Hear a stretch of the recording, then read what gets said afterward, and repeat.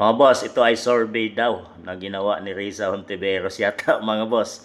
Sino sa kanila ang mas gusto nyong maging Pangulo ng Pilipinas sa 2028? So, Leni Robredo nakuha ng 2% lang mga boss. Pero Risa Hontiveros 90%. Wow!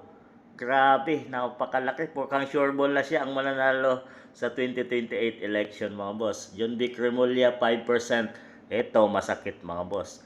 BP Inday Sara 3% lang.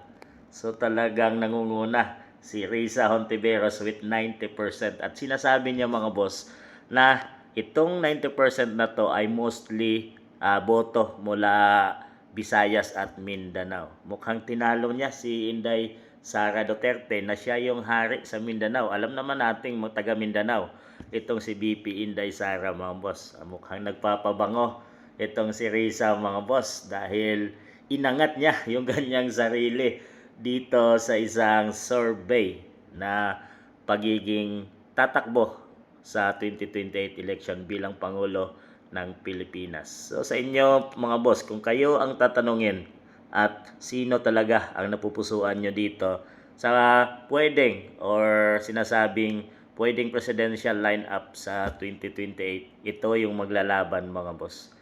So para sa akin mga boss, kahit pa yung mga yan, dilaw yan, pink at saka yung pula, itong Remulla, magsama-sama ay hindi yan makakasapat para talunin si BP Inday Sara. Pero hindi natin alam kung saan niya kinuha ni Risa Hontiveros na yung survey na to na bakit siya yung nangunguna dito.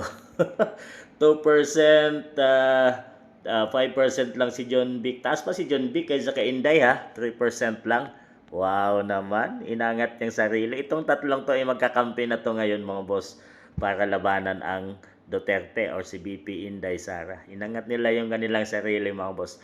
Tingnan natin at sa darating na 2028 kung talaga bang mangunguna na at tuloy-tuloy na mangunguna itong si Risa Hontiveros mga boss. Talagang maaga pa lang, atat na to na maging Pangulo ng ating bansang Pilipinas. Senador lang ito, wala naman tong nagagawa.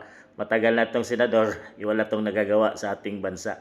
So kayo na humusga mga boss dahil nasa atin mga kamay nakasalalay at walang ibang makakapagsabi kung sino ang gusto nating iboto at ilagay sa pinakamataas na posisyon at mamumuno sa ating bansang Pilipinas. Siguraduhin nyo lang mga boss na wag nang maulit ang paghihirap, korupsyon na nangyari sa ating bansa ngayon. Dahil napakasakit, tayong mga mahihirap ang tinatamaan at hindi sila ang nagdudusa mga boss.